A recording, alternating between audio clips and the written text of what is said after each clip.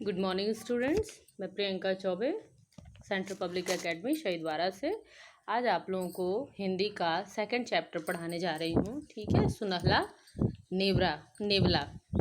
ठीक है, टॉपिक है सेकंड चैप्टर। तो इसमें जो है कि लेखक बताना चाहता है कि आपके पास सब कुछ है। ठीक है, आपके पास बहुत कुछ है।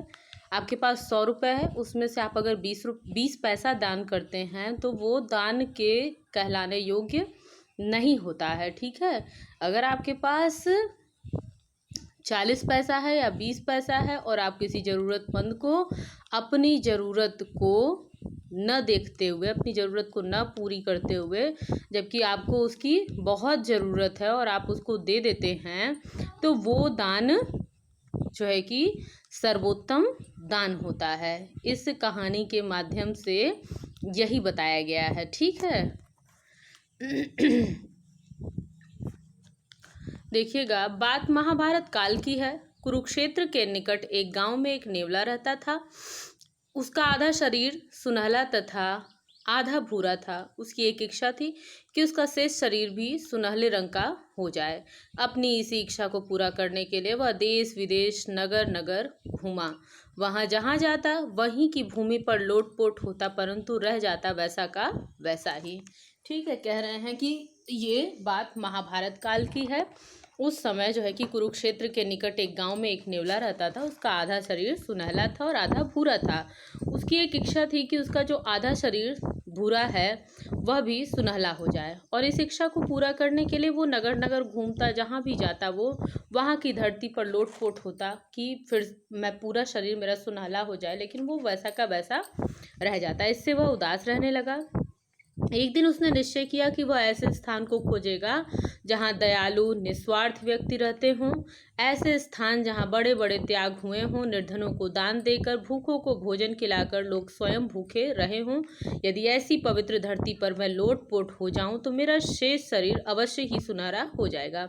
एक दिन उसने सोचा कि मैं ऐसा स्थान खोजूंगा जहाँ दयालु लोग हों, निस्वार्थ व्यक्ति रहते हों, ऐसा स्थान जहाँ बड़े बड़े लोग त्याग किए हों, निर्धनों को वो दान देते हों, भूखों को भोजन खिलाते हों, खुद भूखे रह जाते हों।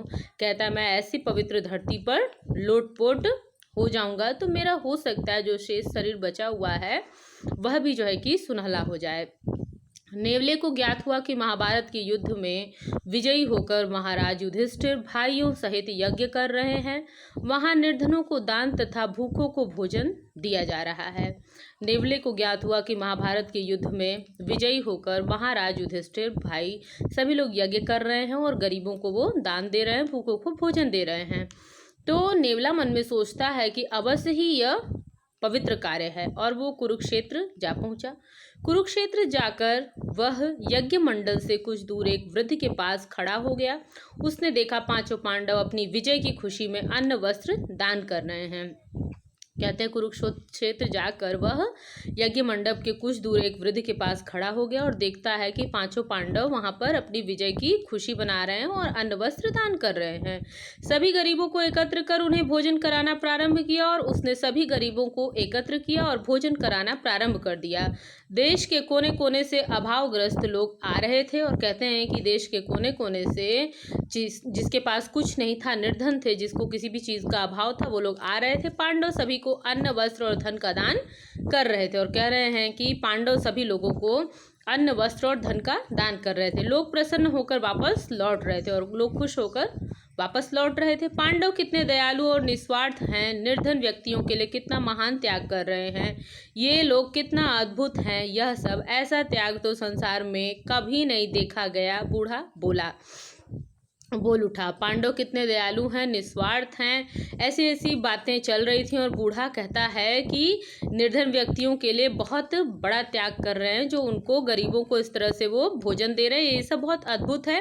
और कह रहे हैं ऐसा त्याग हमने संसार में कहीं नहीं देखा। नेवले ने क्षण भर बूढ़े व्यक्ति को देखा और बोला, क्या यही वास्तव महान त्याग है? क्या उन्होंने अपना भोजन भी दान दे दिया? और कहता है, देखता है और बोलता है कि क्या सच में ये त्याग है? क्या उन्होंने अपने आगे का भोजन दान में दिया? क्या उन्होंने अपने लिए कुछ भी नहीं बचाया? और कहता है, क्या उन्होंने अपने लिए कुछ भी नहीं बचाया? यदि ऐसा है तो जयगी क्या बोलते हैं, यदि ऐसा है तो भूमि पर लौटने से मेरा शरीर भूरा हो जाएगा, सुनहला हो जाएगा, ऐसा सोच के वह भूमि पर लेट